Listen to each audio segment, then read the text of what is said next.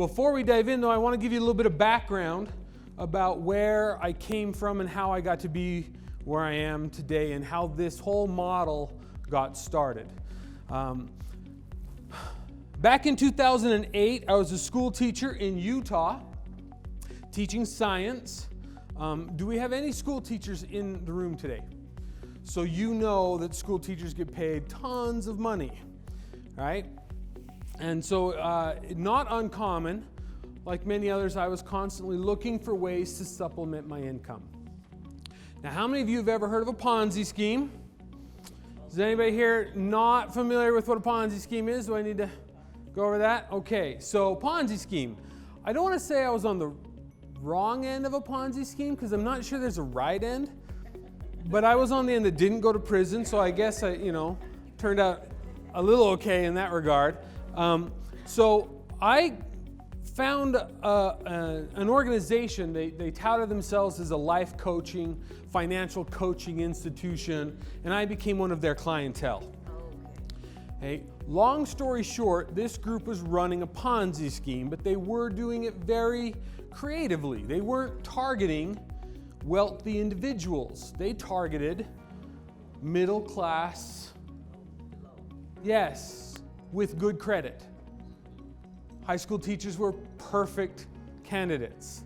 And what they were doing is they were leveraging our personal credit to pull out business loans and pull out equity from real estate. Then they'd take that money and put it in their fund, and they would produce enough of a return to pay our payments for us and then make a little extra. Now, I was very naive to personal finance at the time. So I drank the Kool-Aid. I thought it sounded great. I signed the papers that I needed to sign so they could do this. And for about a year and a half, things went well. And we actually got to live a little bit better lifestyle. And so I thought things were good. And then 2008 happened. And things started getting a little sketchy at the office. And we started noticing some things that made us uncomfortable. So we started looking a little closer at what was going on. And that's when I learned that they had leveraged my personal credit score for $1.2 million. Now I'm a science teacher. I got 3 kids. My wife doesn't work. We actually qualified for food stamps. That's how well Utah pays their teachers. We have a Utah teacher here. Congratulations. There's no way I can handle. What's the Utah motto? Stack them deep and teach them cheap, if I remember correct. Yes, ma'am. Certainly. So you're saying that they only leverage just the pyramid scheme of the employees, is that? We weren't employees of theirs. We were clients. I was a client of theirs. Yeah, it was not my proudest moment. But I learned some very important things from this experience. Number one, I learned that despite the fact that I considered myself a well-educated man, I had a science degree, I was incredibly ignorant when it came to personal finance. There were some glaring holes in the plot that I should have noticed, some red flags such as 4% monthly returns on investment that should have been a red flag. But my ignorance, I thought that sounded great. You're gonna double my money every 2 years? Let's go, right? So I started looking more closely at how our education system prepared people for the real world. And I realized that we have, for generations now, we have raised group after group of Wile E. Coyotes. We teach them all these skills to go make money, but they don't know what to do when they actually catch it, right? That's the problem with education. So I went back to school, I got I got certified in banking and finance, and I got a master's degree in teaching methodology. Because I felt like as a teacher I had a platform that I could at least help some avoid the mistakes I made. And that's when I started to develop the real world classroom teaching model. Now before we get into it, I want to give you some basics of the philosophies that really created the foundation for my model. Okay? One of the first problems that I found in education was this right here. On the left, you will see the way most traditional methodologies approach education. There is one right way. You don't progress unless you make this choice the way I, the author of the curriculum, have dictated is the right choice. Okay? That is not reality, and it is especially not applicable in personal finance. How many different ways can we define financial success? How many ways can you achieve it? Even more, right? Okay, for example, I've met some wealthy individuals at this conference, and I think that's fantastic. I live in a 3-bedroom, 2-bathroom house, and I drive a Kia Forte, but I'm financially successful because I have a house in my name. I provide a good living for my family, right? And now after 10 years, that bankruptcy is off my credit, and so I'm very happy, right? I'm financially successful. I got there in a way that I would advise others not try, okay? And that's the problem in education. We focus on this. We try to pigeonhole our students into this. Every simulation you see, the students don't progress if they don't make the choice the way the author decided they needed to. That's not reality. This is reality. So I wanted to create a model that would allow that. The second thing I noticed that is wrong in education is that there's way too much focus on content and not on the decision-making process. So I wanted to shift that focus, and my theory was simple. If a teacher presents new material, some new content to a student, and that content is also accompanied with a meaningful decision, then through the process of making that choice and dealing with the consequences, they're going to master the content. That was my thought. That was my theory. So I wanted to emphasize that. Right? But at the same time, I also wanted to avoid another pitfall that's taking over education, and that is the over-gamification of curriculum. I call it the Fortnite effect. Right? How many of you have teenagers at home? Right? Then you're familiar with Fortnite. Here's the problem with games today and today's students. They are fully engaged in the game as long as they can win. As soon as they no longer can win, what do? They throw the controller, right? What do?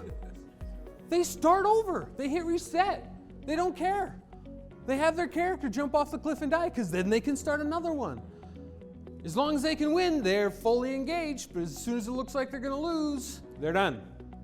That's the problem with gamification. It's not real. There is no consequence for failure. There's only reward for winning. Everyone gets their orange slice and their trophy, right? So I wanted to avoid the over-gamification. So I'm going to show you a little bit how we get there. So let me introduce to you the real-world classroom teaching model. Basically, what we're going to do with this model is we're going to convert the classroom into an ongoing role-playing game that exists in the background of the course and never shuts off. It's fully integrated into the culture of the classroom. And our goal with this is to provide the students an opportunity to experience as many of the real world's choices that they're going to make when they grow up, but allow them to make those decisions for the first time in the safe environment of the classroom. So that when they get into the real world and they're faced with the choice, it's not the first time they've been down that road. They've experienced it before. Okay? And the way we're going to do this is we're going to have a blended environment between an adult virtual simulation, I call it the Life Lab, and their real in-class experience. So that anytime a decision is made in either environment, real or virtual, it impacts the decision and the privileges that the student gets in both. And what ends up happening is now the student's individual decision starts to navigate the learning process for the student. Now, not only are we going to teach them finance, but we're going to teach them personal, so that they have a personal financial education. They learn more about themselves than anything else. They understand, I have unique priorities, I have a unique personality, and I have unique preferences, and those things impact my decisions. And if I can learn those things early in my life, how much better off am I going to be down the road? Does that make sense? We want them to learn about themselves so they can understand what parts of them might need to be kept in check. Impulse spending. Right? Maybe I'm addicted to credit cards. Things like that. We need to learn that early so I can keep that in check or, quite frankly, make more money, right, to compensate. So that's the basis. Every single student is going to get a unique and customized educational differentiated experience because they are the ones that dictate their experience in class. So let me break down the basics of the model for you. Okay? It all centers around what we call the Life Lab. This is the virtual simulation. Okay? Every student starts with a $50,000 salary. That is the national average for a college student, and they also start with $35,000 of student loan debt, also the national average. Okay? Every week in class is going to represent a month in the real world. So every week they get paid on Monday, every week on Friday they got bills to pay, every 12 weeks they're going to pay their taxes. So if you teach a full year course, you're actually going to simulate 3 years of life. Right? That's the basics. Now, they're going to get their paychecks and they're going to have to manage that money. So they have real online accounts, just like we do as adults. They have a checking account, savings accounts for their financial goals. They have a credit card. They have a credit monitoring system because they actually develop a credit score in the simulation. Okay? And they have budget that they develop every month based off of their financial goals. They've got bills to pay, they've got different things they got to do, but then they have financial goals. And they're going to set and create a budget. And that budget's going to change regularly as their salary changes. Because, and this is one of those blended environment situations, their salary in the simulation, although they all start at the same spot, their salary changes based on their academic performance in class. If the teacher gives a test and they pass the test, their salary goes up, they get a raise. If they fail the test, their salary goes down. Okay? And so now their choices in real life impact the virtual simulation. Okay? Next, they have some major decisions they have to make as time goes by. Okay? They get to use their discretionary money from the simulation to actually buy privileges in class. So for example, if I need to go to the bathroom, I've got to use a hall pass. Well, you've got to pay for that. And now I have to decide, how bad do I got to pee? Can I hold it for 15 minutes or is it worth $50? That's a decision I have to make. Okay? Teacher gives me an assignment to work on. We have a project to do. I would really like to take my phone out and listen to some music on my earbuds. That's fine, but you have to pay for that. What do you want to do? That's your choice. We've got a test coming up. I would like to use my notes on that test. You may do that, but you got to pay for it, right? And so you spend your money that way, or you might decide to save up for some major purchasing decisions. For example, students are going to buy virtual cars, right? But the teacher, in order to create an actual decision, the teacher is going to apply certain privileges in class as a perk to ownership of certain cars. Otherwise, kids are just going to buy a cheap one, right? And so the teacher says, okay, if you want to do this thing, you must own that car. And if you don't get to do that thing. Well, I'm a student, I really want to do that thing. Now I have to decide, do I buy the cheaper car or do I buy the expensive one with all the fancy bells and whistles that lets me do this thing? That's my choice. As I make these decisions, my budget changes. We do the same thing with housing. In fact, housing is one of my favorite aspects of this model.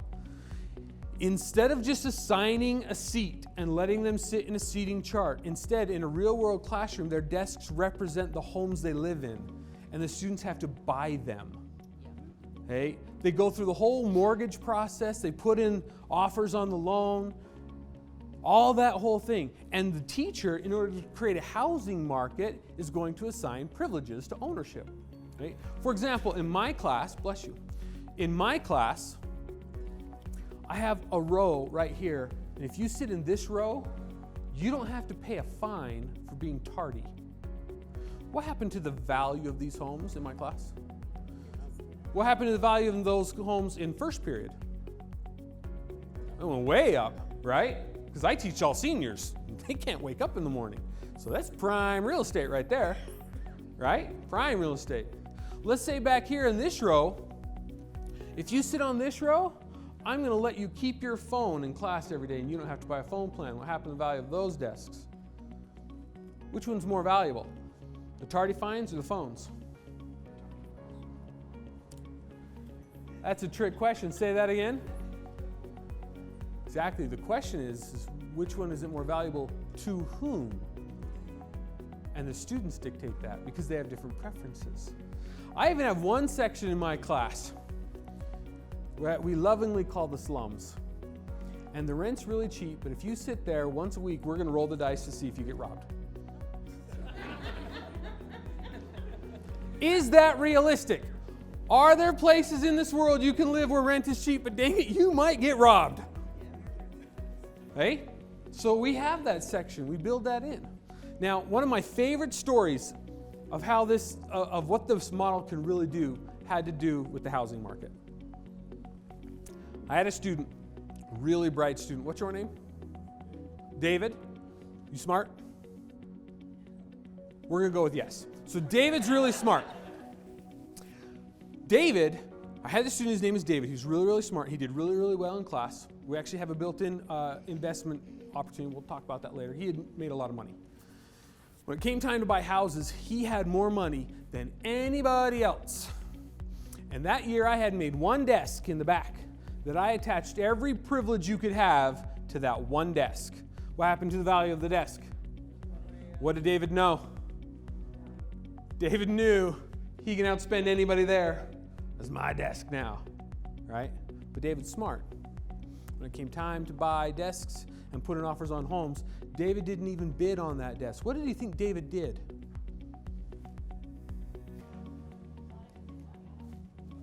Oh, we're getting warmer.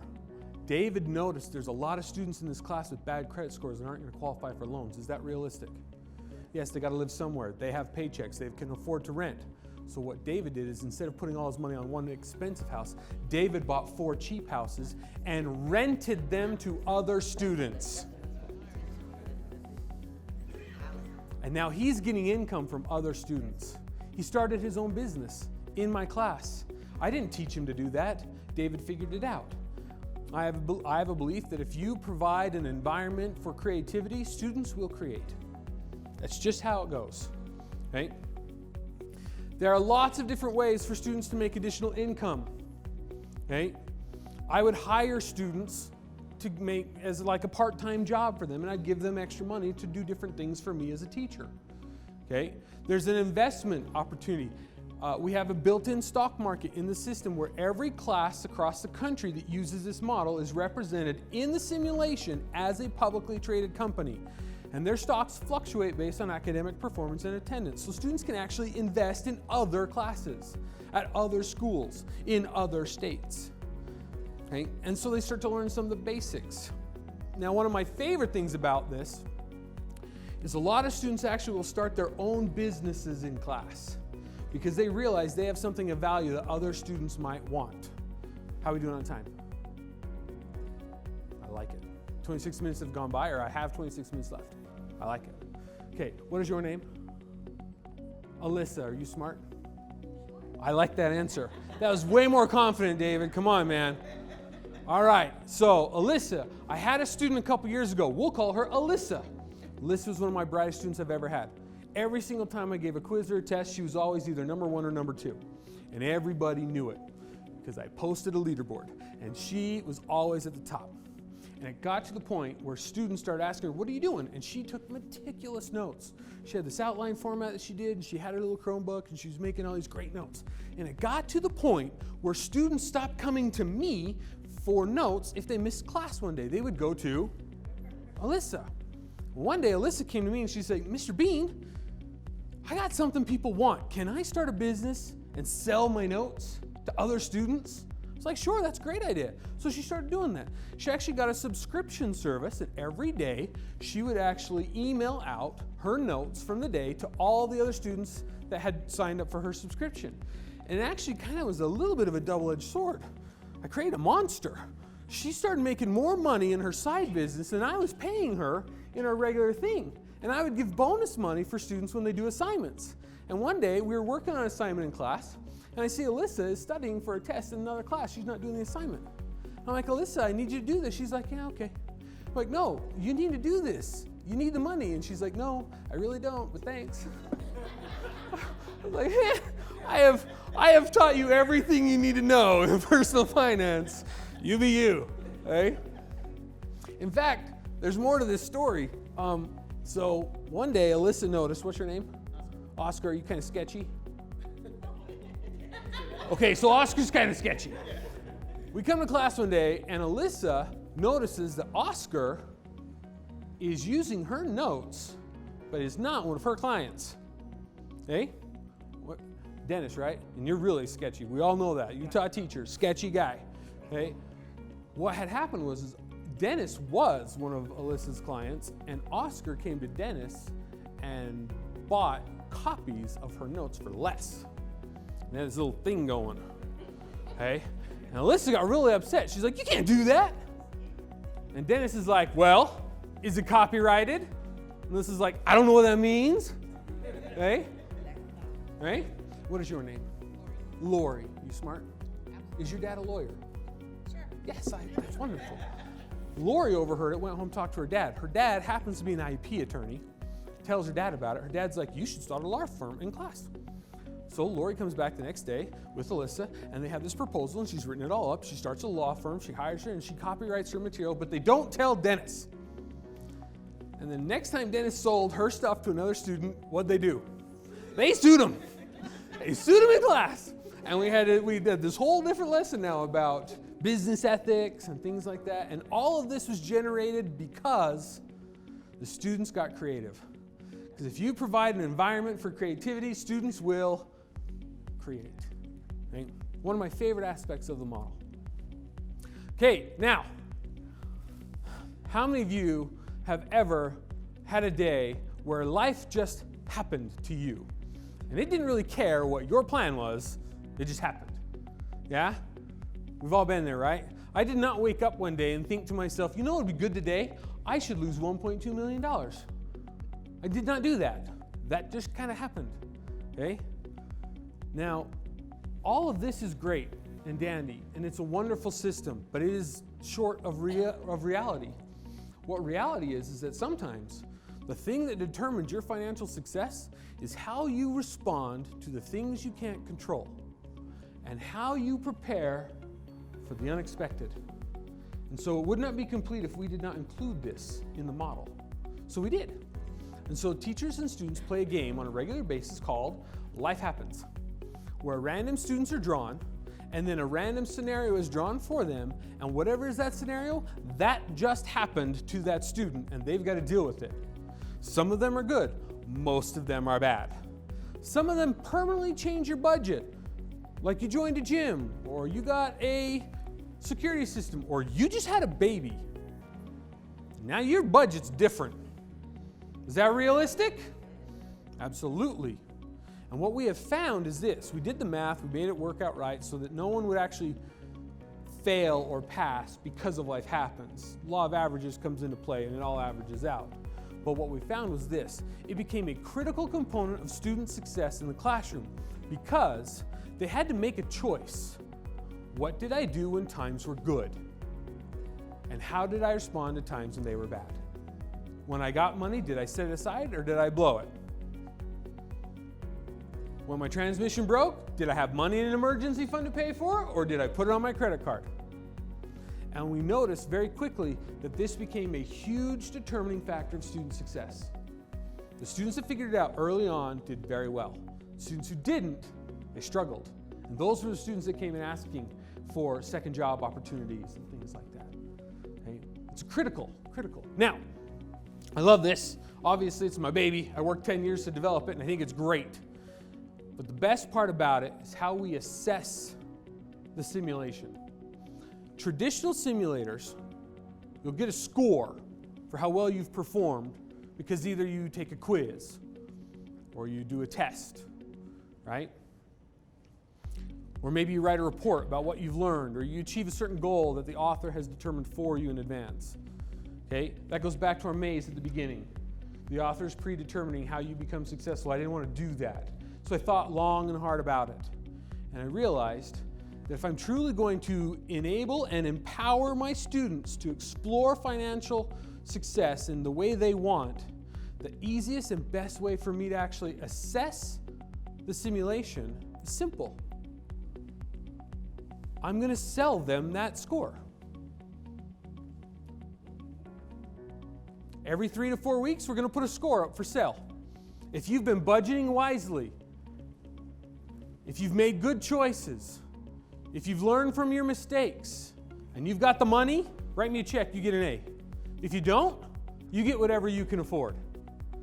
Now what that does is that now makes all of the other decisions they've been making, those now carry weight. Okay? Now, if David goes and spends a bunch of money on the really expensive desk in the back and he has all these privileges and perks, but now when it comes time to it, he buys a C because that's all he can afford. David didn't learn about being house poor because he read an article or he did a case study or read a worksheet. David learned about being house poor because David was house poor. He became house poor. Okay? I love it when students make colossally bad choices in class. I love it. Why? Why do I love that?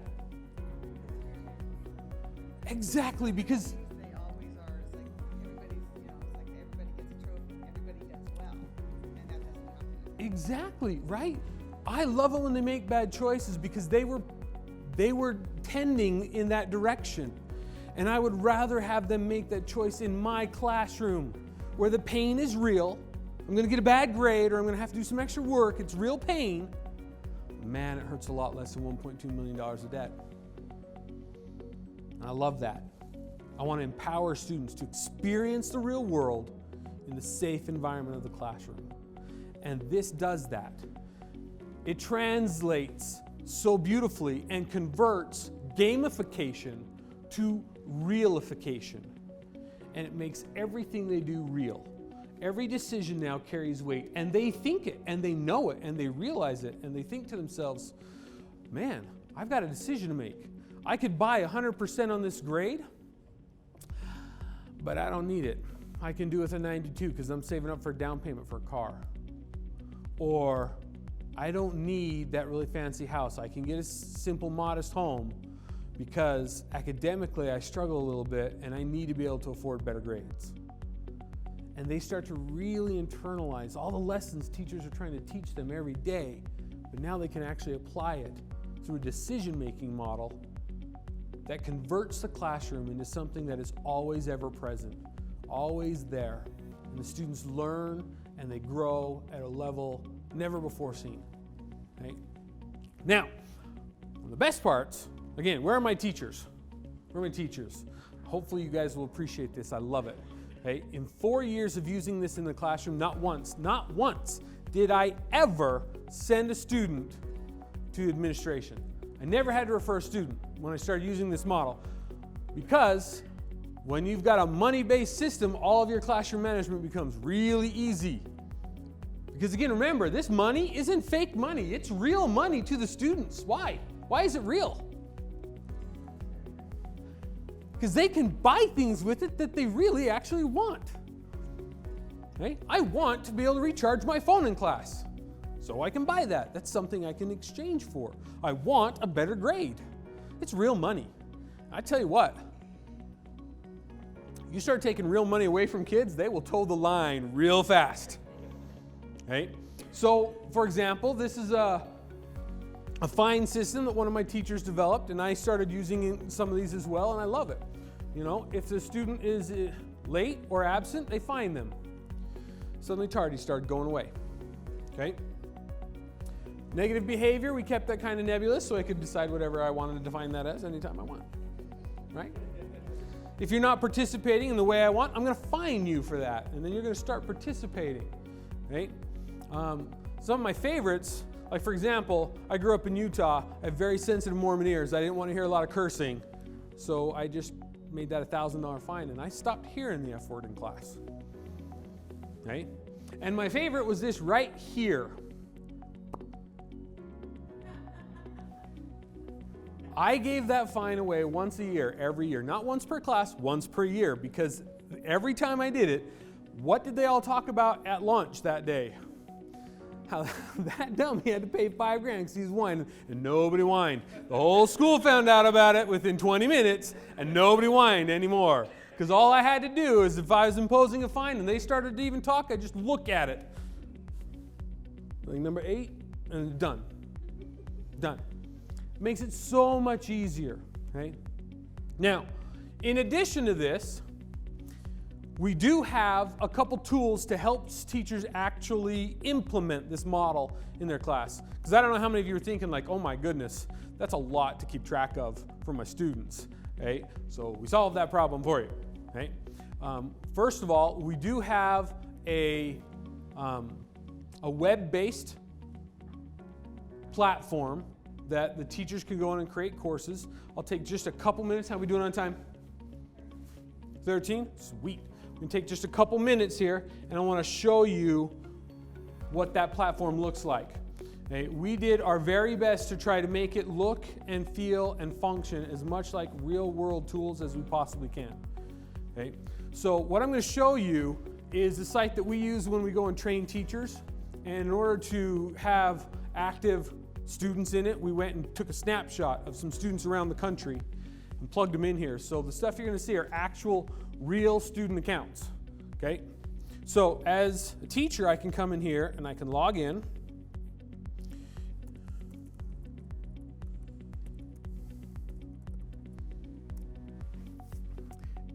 All right. I can create a different course for every one of my class sections, and then all I have to do is give my students this course key, and then when they register their accounts, they use that course key and they're connected to that class. We don't ever take any personal information from the students because we don't need any of that. So they go in, they create their courses. Okay, so I'm going to go in here and I'm just going to jump in to this right here. And I'm going to show you one of my favorite features. In order to show you what the student accounts look like, I logged in as a teacher, and then I'm going to go in and impersonate a student. Okay? Now, when I say impersonate, I'm not just looking at the student account. I am actually logged in as that account. And this is one of the things that teachers love the most, because then if a student needs some help, they can log in and help them out, or more importantly, they can steal their money. I can log in as a teacher and I can go and spend their money any way I want and not tell them about it. Why am I doing that? There you go. Say it again, sir. Identity theft. Lesson number 1 on identity theft. If you're not watching your check registry, and so as a teacher, I would always tell them, if you catch me, I'll give you your money back. But if you don't, that's mine. And then I'm really smart. I don't steal thousands of dollars because those are stupid criminals. I only steal like $50 at a time because those are smart criminals. Right? FYI, teachers don't steal too much. Right?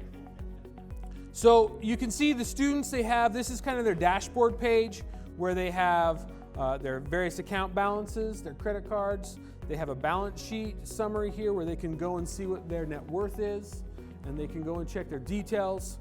They have credit card, they have credit scores, and this credit score is a blended environment tool as well. Okay, so half of their credit score is based off of academics and attendance, right? And the other half is stuff they do in the simulation. And this comes into play a lot down the road because when I go to buy a car, students start to realize, wait a minute, all of these things are interconnected. If I pay my bills, I get a better credit score. If I get a better credit score, I get a better interest rate on loans, which gives me lower payments, which makes it easier to pay my bills. Wait a minute, this is all connected. Right? Instead of teaching it modularly, teach it, test it, move on. It's all connected. Right? Students can go in. They have, like I said before, they have their bank accounts where they can go in and we make it look just like a real online banking account. Right? Where they become used to that. They have a budget that they have to follow each month. They even have, well, I'll show you this real quick because we're running a little low on time. I'll show you how, for example, the cars. Okay, we changed the names because I don't want to get sued. But for example, a teacher can say, okay, yeah, I don't want to get sued. That's why we sell cannolis, right?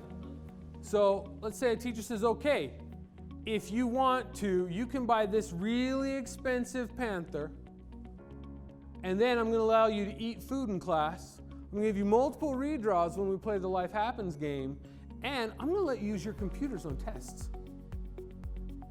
That's a tempting offer, isn't it? Man, what's the difference in a price between a $13,000 car and a $28,000 car? It's make a big difference, isn't it? Students have now, they've got a real decision that they've got to make. And they come in here and they take a look at it and they say, okay, based off my good credit score, I qualify for a 6% interest rate. Here's what my payment's going to be like. And they can play around with down payments and how it impacts it. And they go through all these different processes. So that kind of gives you an idea of what the software looks like. Right? It's all web-based, so there's nothing for people to download or things like that, and it allows us to make live updates anytime we come up with new features. We also have a full curriculum.